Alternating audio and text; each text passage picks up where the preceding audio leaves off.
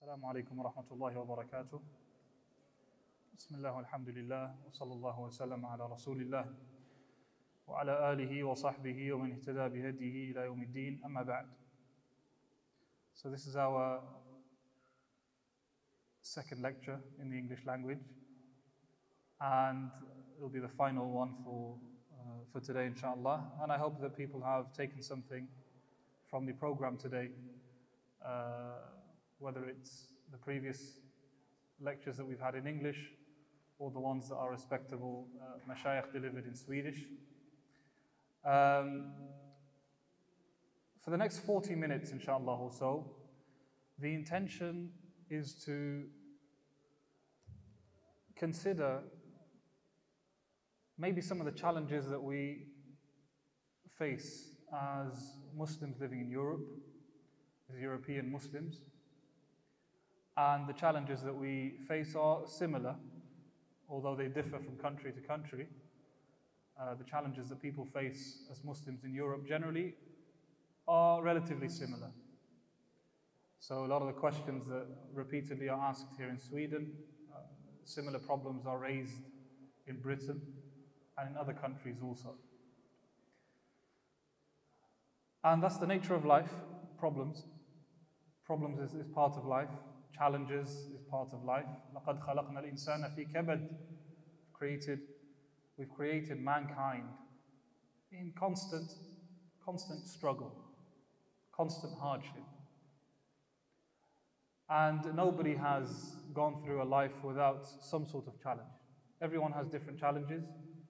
Challenges differ from person to person, family to family, country to country. Everyone has different challenges that they face. And challenges are not always physical harms or problems. They can be psychological, they can be emotional, they can be academic, educational. All of these are questions, all of these are problems that can sometimes cause us some hardship in facing. Being Muslim is a blessing, really is a blessing. And it's important to know that when Allah Ta'ala guides us in our day-to-day life, Allah doesn't benefit a single thing. Allah doesn't benefit a thing. We're the ones who benefit. So Allah Ta'ala, when He commands us to do this or to not do this, or encourages us to do something or to not do something, nobody benefits more than ourselves. Nobody benefits more than ourselves. Because Allah Ta'ala doesn't gain anything from us worshipping Him. If the whole of creation worshipped Allah, it doesn't gain Allah in a single thing.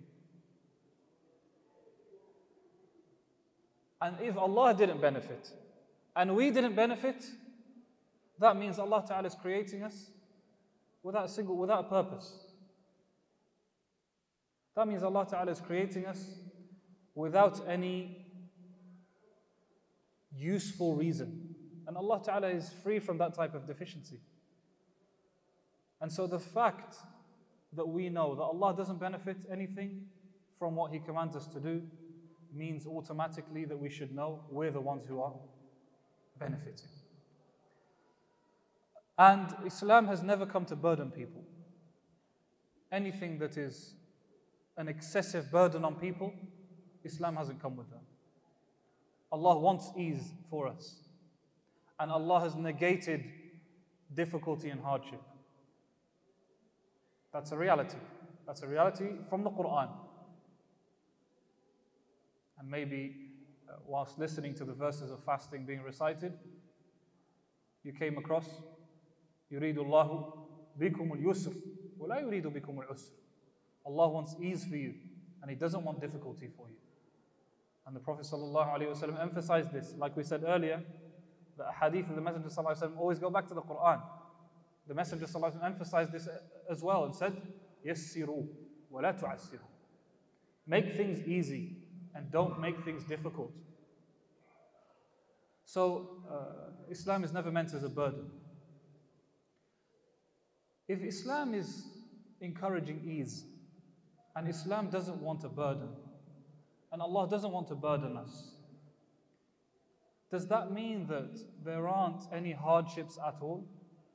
Or can we still face hardships whilst Allah still wanting ease for us? That's a question to you. Is it if Allah Ta'ala says Allah wants ease for you, He doesn't want hardship? Are there some things that we find difficult, even things that are part of the religion? Are there things that we find difficult? There are. Okay. So isn't that a problem? It is a problem. What's the answer to that problem? Go back to Allah. So we say Allahu A'lam. That's a start, but we want something more than that. Allah Ta'ala says He wants ease for us. And at the same time, some things that Allah has commanded us to do are difficult for us. Or a lot of us will find difficult. Or all of us will find difficult. Now, continuing to do things until things become easy. Okay? That's one thing. Anything else? Tayyib, it takes effort, but it's not excessive burden. Now, that's important. Ease doesn't mean laze around and do nothing. Allah Ta'ala doesn't say that He wants the minimum for you. He wants the minimum. No. يريد الله بكم اليسر. He wants ease for you. But He also wants goodness for us. He also wants...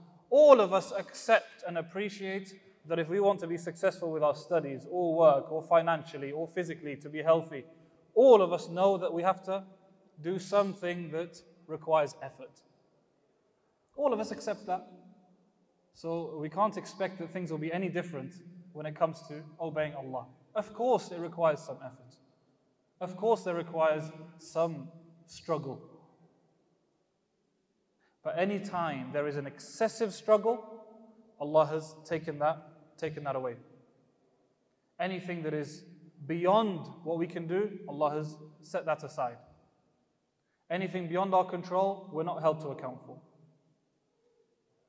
لا يؤاخذكم الله باللغو في أيمانكم ولكن يؤاخذكم بما كسبت قلوبكم.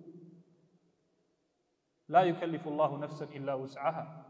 Allah doesn't hold a soul to account except what is within its ability. But at the same time, some things might be a challenge. كتب عليكم القتال وهو كره لكم وعسى أن تكرهوا شيئا وهو خير لكم. Perhaps you dislike something that is good for you. And perhaps you like something that is harmful for you. So will Allah Ta'ala encourage us to do things that harm us just because they're easier? No. So that's a starting point. The objective of Islam, the objective of this way of life that Allah has blessed us to be followers of, it's not there to burden us. In fact, Allah wants ease for us, and the Messenger commanded us to be easy with ourselves and with other people. At the same time, we are encouraged to do that which is beneficial for us and those around us. And that sometimes requires some effort, even if some struggling exists along the way. And this is why it's really, really important to try to delve into why Allah subhanahu wa ta'ala commands us to do things. And there's no harm in that. There's no harm in that. Sometimes maybe we're told, don't question Allah. Don't question the Quran. Questioning is of two types. There's a questioning of rejection. There's the questioning of arrogance. How does that make sense? That type of questioning shows that I'm not willing to learn and to understand, but I just want to reject. And there's another type of questioning which is, I want to understand. Doesn't Allah command us to ponder, to think, to use our brains? أَفَلَا تَعْقِلُونَ أَفَلَا يَعْقِلُونَ أَفَلَا تَتَذَكَّرُونَ أَفَلَا يَتَدَبَّرُونَ. All of these verses are telling us, use your minds, use your brains. And every time we have a greater understanding of the Book of Allah and a greater understanding of how Allah's teachings and how the Quran fits in to a wider outlook on life, the more comfortable we are and the more confident we are practicing our faith and practicing our religion. So asking questions is never a problem. Asking questions is never a problem. You might not get the answer today. You might not get the answer tomorrow. You might not get the answer next week. But that's fine. That's fine. And this is why whenever we are sort of stuck with something, the first thing that we should do is question ourselves. Question ourselves. Maybe I've misunderstood something. What do I need to do to understand this better? And those of you who teach, especially young children, sometimes young children, when they don't understand something, instead of saying, I don't understand it, they say, this doesn't make sense. Sir, this doesn't make sense. Sir, the question's wrong. The question's absolutely fine, but you've misunderstood it. It makes perfect sense, but you've misunderstood it.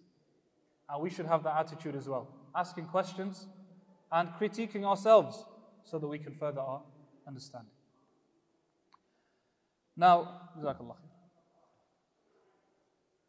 khair. These few struggles that sometimes exist, they don't go unnoticed. They're not ignored, they're not forgotten. They don't just happen and then ignored and are forgotten. Everything's recorded by Allah Ta'ala. The Prophet ﷺ even said, even a small thorn that pricks a person, Allah Ta'ala will not allow that to go unnoticed and will remove a person's sins for that and raise their rank. A thorn pricking them.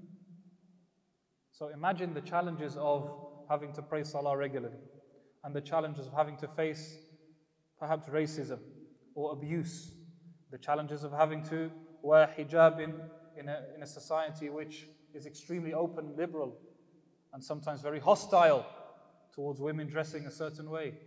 What about the challenge of walking in and out of the masjid and someone seeing that you're visibly Muslim? What about the challenges of sitting in a university lecture theatre and your lecturer and the rest of the class is making a mockery out of God and making a mockery out of religion? These are all challenges that we have to face and we go through. There are times, and I studied at the University of Birmingham, and I studied law, and our lecture theatres sometimes are filled with 300, 350 students. Sometimes you're in the lecture theatre, and the lecturer explicitly makes fun out of your religion. Makes fun of your religion. But you're in front of 350 students who, most of them maybe agree with this lecturer. What is there to say? Stand up and start a fight? Cause a problem out of it? It's a challenge. And for some people that might be too much of a challenge. And they might feel, you know what, why am I following this religion? Everyone's taking the mick out of this religion. They're all saying it doesn't make sense. Why am I still following this religion? That's definitely a challenge. That's definitely a struggle. But it's not a new struggle. It's not a new struggle. Imagine even the disbelievers of Jahiliyyah. These people who used to walk around the Kaaba naked without clothes. People who used to bury their daughters alive. Them. When we refer to them, we say, Jahiliyyah, ignorance. Even they attacked the Quran and accused it of being backwards. Asatir al-awwaleen. These are tales of the people of the past. These are fairy tales.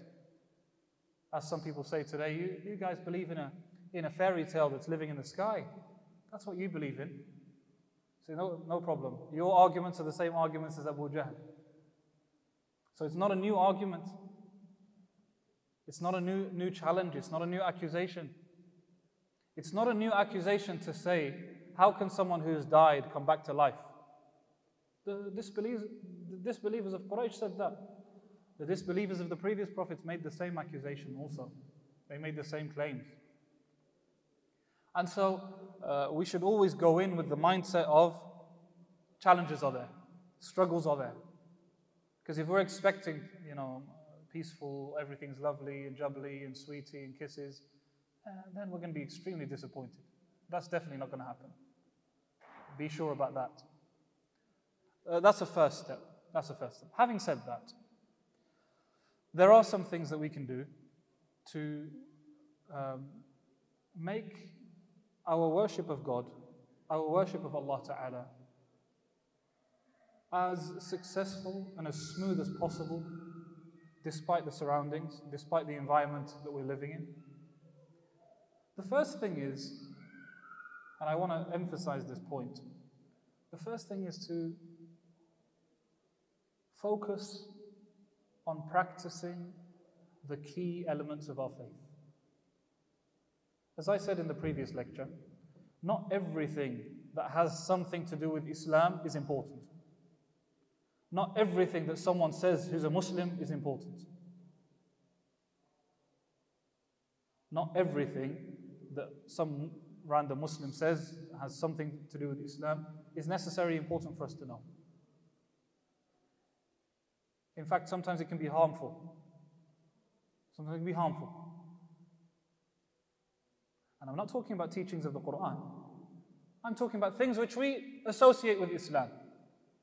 Things which we associate with Islam. Not everything is at the same level. In fact, some of the pillars of Islam are more important than other pillars of Islam. Is performing Hajj as important as performing Salah? Is the fasting of Ramadan as important as the Shahada? No. That's why when the Prophet ﷺ sent Mu'adh bin Jabal to Yemen, he said to him, إِنَّكَ تَأْتِي قَوْمًا أَهْلِ كِتَابٍ. You're going to come to people from Ahlul Kitab, the people of the book. فَلْيَكُنْ أَوَّلَ مَا تَدْعُوهُمْ إِلَيْهِ شَهَادَةَ لَا إِلَهَ إِلَّا اللَّهِ. Teach them about the Shahada first. وَأَنَّ مُحَمَّدَ رَسُولُ اللَّهِ. فَإِنْهُمْ أَطَاعُوكَ لِذَلِكَ. If they obey you, if they accept from you, then talk to them about 5 daily prayers. Allah has obliged upon you 5 daily prayers. فَإِنْهُمْ أَطَاعُوكَ لِذَلِكَ. If they obey you, then talk to them about zakat. He didn't say throw everything at them all at once. He didn't say that. And similarly, when we're practicing our faith, we need to practice it keeping in mind what's the most important thing and what's secondary. I say without hesitation, if Muslims, not just in Europe, sometimes Muslims in Europe, practicing Islam in Europe is sometimes easier than practicing Islam in Muslim lands. I can walk around Birmingham and all I see is thobes and niqabs and adhan outside on the streets loudly, and during Ramadan the streets are blocked because everyone is outside after Taraweeh, and maybe in one of the Muslim countries I'll go to prison because I'm attending Taraweeh. So this is a general statement for all Muslims. It applies to us living in Europe and it applies elsewhere as well. If we Muslims stick to the pillars of Iman, the 6 pillars of Iman, and the 5 pillars of Islam, and keep away from major sins, we'll be second to enter Jannah after the Prophet ﷺ. Successful. That's successful. Sometimes we picture that being a successful Muslim or being a pious or righteous Muslim, it requires some sort of world championship in heavyweight boxing. And the Prophet ﷺ made it very simple. Someone came to the Prophet ﷺ and asked him, he said to him, did Allah command you to pray 5 times a day? قال الله نعم. He said, did Allah command you that we have to fast Ramadan? قال الله نعم. He said, yes. At the end, when the man was told about zakah and fasting and salah, and in some examples, a man asked just about salah and about fasting. And in other examples, someone comes and asks about the 4 pillars, salah and zakah and sawm and hajj. On one occasion, when the Prophet ﷺ taught someone the 5 pillars of Islam, what did this man say? And the man said, هل علي غيرها? Is there anything else that I have to do other than these obligatory things? He said, no. The Prophet ﷺ said, no. إلا أن تطوع. Unless you want to volunteer. That's up to you. So the man said, والله لا أزيد على هذا ولا أنقص. By Allah, I'm not going to do more than that, or less. That's quite a brave thing to say in front of the Prophet ﷺ. Say to him, you're trying to squeeze out the minimum that you have to do. 5 prayers, okay. Any more than 5 prayers? No. Wallahi, I'm not doing more than 5 prayers. And it's like he's waiting for just the bare minimum. But what did the Prophet ﷺ say to him? Did he say to him, do you not know that the more you do, the closer you come to Allah? You're going to be at risk. Maybe you're going to... No. He said, he said, لَإِن صَدَقَ لَيَدْخُلَنَّ الْجَنَّةِ. And in another narration he said, أَفْلَحَ وَاللَّهِ إِن صَدَقَ. If he's truthful, he's going to enter Jannah. By Allah, if he's truthful, he's successful. So by Allah.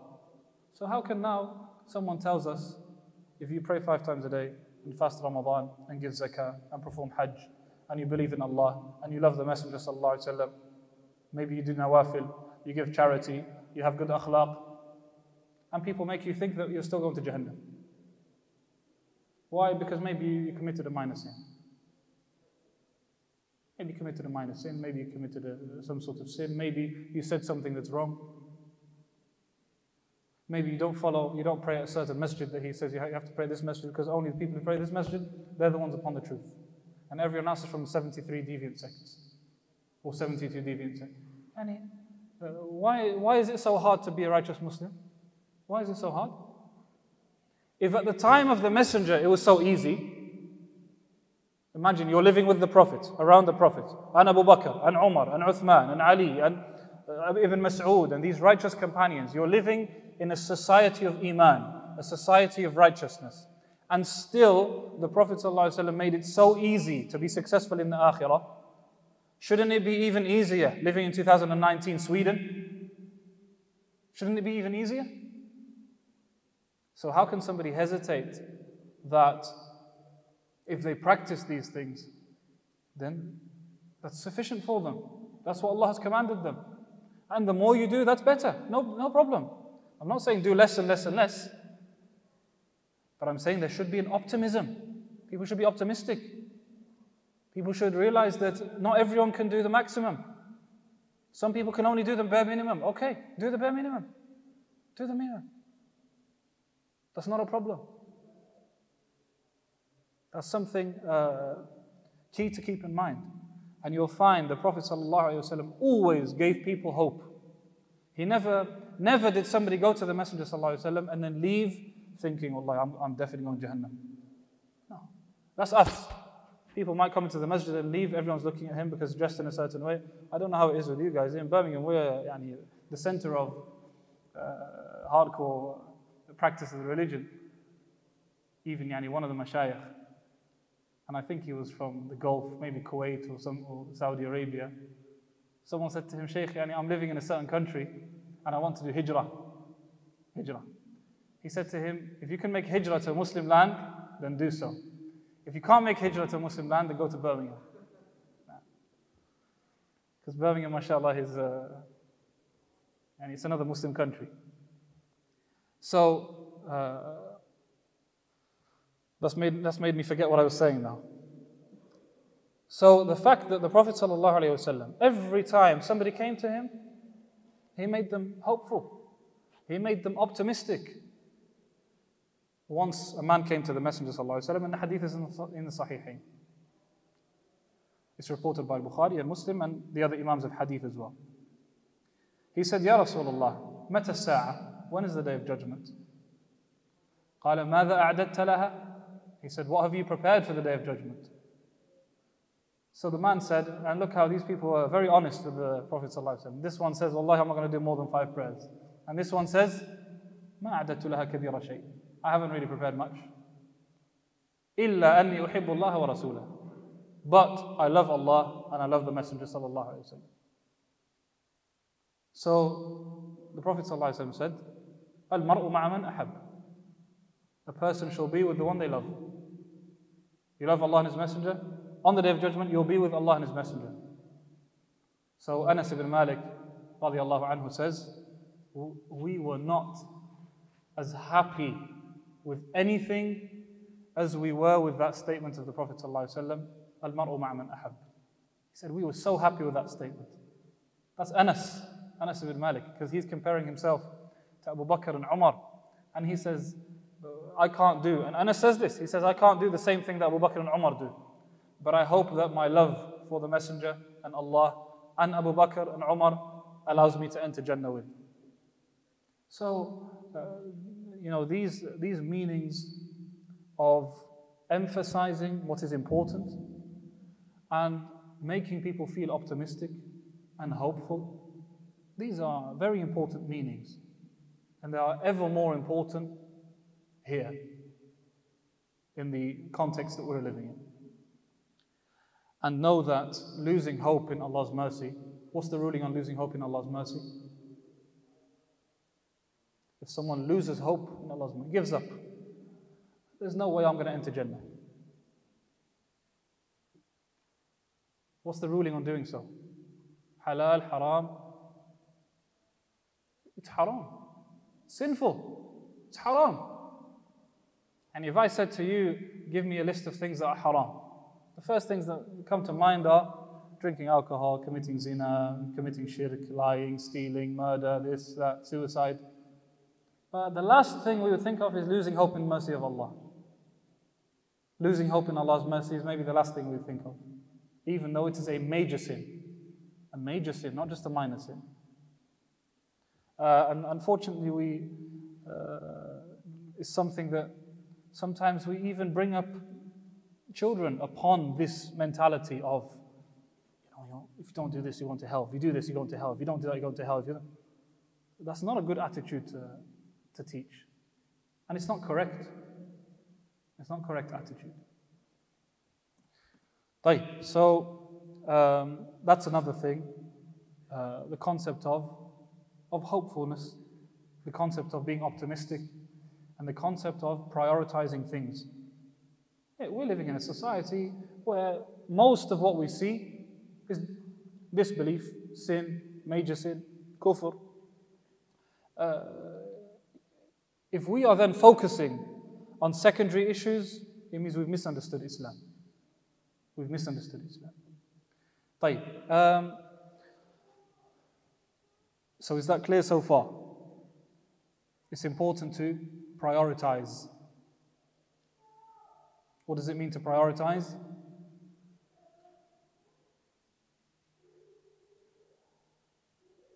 At the back smiling.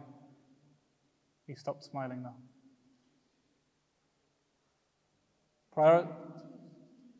Choose what? Good.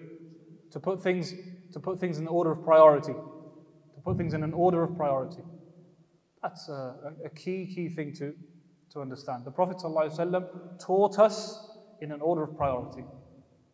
And therefore it's compulsory to teach people the faith like that. To teach people the faith like that. Okay.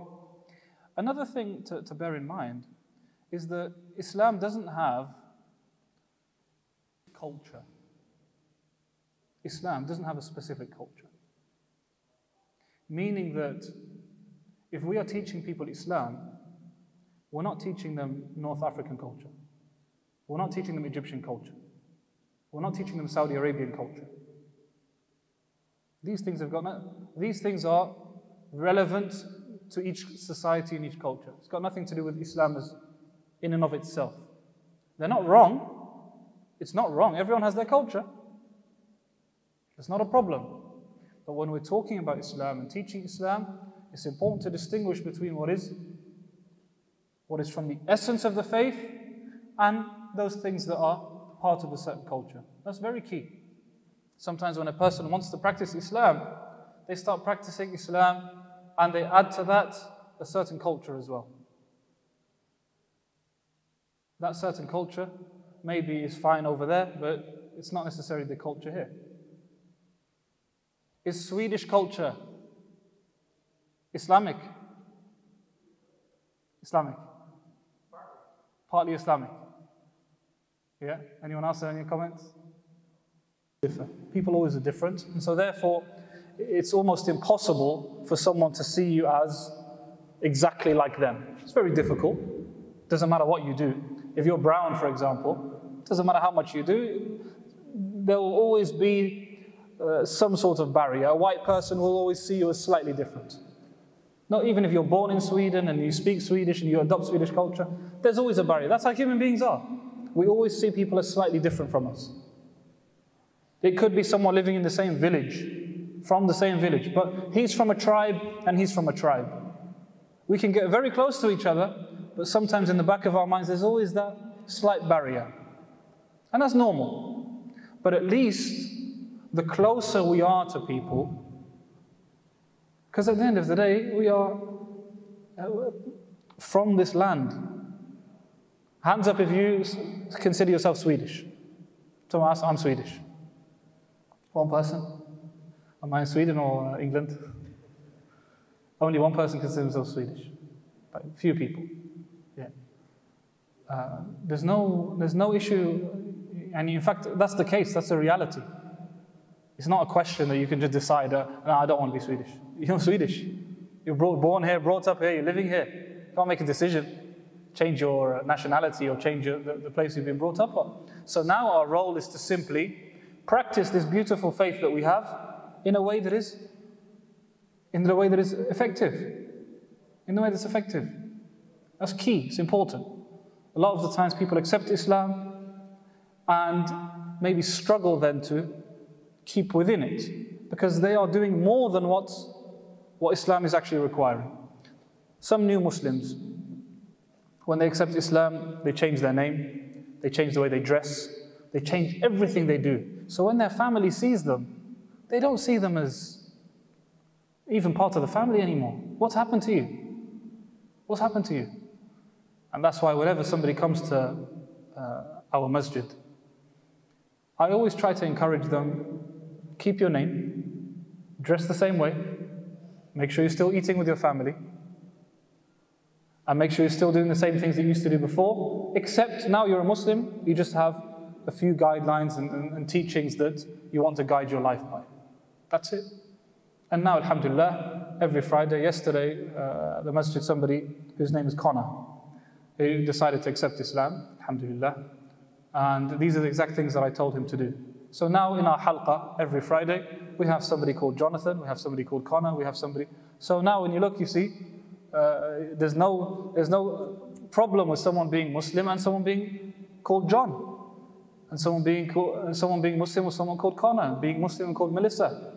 All the Swedish names that you have. I tried to find a Swedish name, I couldn't think of a Swedish name. Any Swedish names as examples?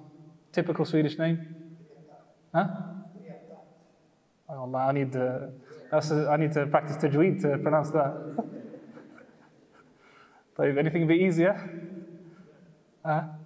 Sven, yalla, mashallah. Sven, very nice name. Svensson? Jimmy, jazakallah khair. Their son. One day after accepting Islam, he comes into the house with a thobe and a shimar and maybe a agal as well. Have you become Saudi Arabian or have you become Muslim? These are two separate things. And it's understandable. People want to sort of, alhamdulillah, I'm Muslim, I'm changing my life, I'm changing everything. So just dive in. But that's not correct. It's not necessarily correct. So that's something that hopefully, then we say what's reported from some of the Sahaba, أنت الجماعة ولو كنت وحدك. You're the Jama'ah, you're the congregation, you stick to what you're doing even if you're alone. Then it applies. Otherwise, it doesn't. Finally, and I want to end with this, inshallah, and then summarize. A lot of people, in fact, 99% of people are good people. And I'm talking from the non-Muslim community. They're good people. Decent people, they have good manners. They are genuine and sincere people. But like every other culture, like every other person, they see Muslims as different. So they're always extra cautious about Muslims. So it's important for us to keep that in mind. We don't want to see other people as enemies. Other people as enemies. And when Shu'aib alayhi salam continuously advised his people and advised them and called them to Allah and advised them, وَمَا أُرِيدُ أَنْ أُخَالِفَكُمْ إِلَى مَا أَنْهَاكُمْ عَنْهُ. And he continued to advise them. When Allah Ta'ala punished them due to their stubbornness and due to their arrogance and due to their oppression, He looked at them and said, "O my people, I have tried to call you and to advise you. وَنَصَحْتُ لَكُمْ وَلَكِنْ لَا تُحِبُّونَ النَّاصِحِينَ." And the Messenger sallallahu alaihi wasallam, when people opposed him and rejected him, he had that feeling of concern for people. Feeling of concern. Not a feeling of hatred. You're not going to listen to me. Bang. There was a feeling of concern. Allahumma ghfir li qawmi fa innahum la ya'lamun, as reported in the Sahih. And in another hadith, someone came to the Prophet ﷺ and said, "O Messenger of Allah, Daws, one of the tribes of the Arabs, they're doing this and saying this and saying this." So the Prophet ﷺ turned towards the Qibla and raised his hands up. And one of the companions, when he saw him raise his hands up, he thought he's going to make dua against them. And said, "Inna lillahi wa inna ilayhi raji'un. Halaku wa rabbil Ka'bah." By Allah, these guys are finished. So the Prophet ﷺ said, "Allahumma hdi Daws wa'ti bihim." Oh Allah, guide the people of Daws, the tribe of Daws, and bring them to us. So sometimes you might feel that a person is disrespectful or arrogant or is mocking and so on. But ultimately, we have a duty towards ourselves and a duty towards other people. And we have a gift. We have a gift of Islam. It's not fair that they're living without knowing it. That's not fair. It's injustice. If someone dropped £5, what's the Swedish currency? Huh? Crowns. Someone dropped €5, £5, 5 whatever. We would straight away tell them, "Hey, brother, sister, you've dropped some money. There you go." We're concerned. £5. £5 is what? Can get you a burger. And in some places, chips and a burger. So we're concerned that they've dropped £5. How can we not be concerned that they're living their whole life upon misguidance? That concern is necessary. We should see people as our people. These are our people. But they haven't been blessed with the gift of Islam, so it's our responsibility to give that. Barakallahu feekum. And I think I've said too much. I was going to summarize what I've said, but I've been requested to stop at this time. So we'll leave it to that, inshallah. And I am very happy to be here once again. Very happy to see you all. And I hope that Allah Ta'ala puts barakah in this masjid. MashaAllah seems to be doing an amazing job, an excellent job. And if this masjid was in Birmingham, we'd be proud of this type of masjid. So the fact that it's present in Stockholm here is something that really makes a person happy. Barakallahu feekum. Assalamu alaikum wa rahmatullahi wa barakatuh.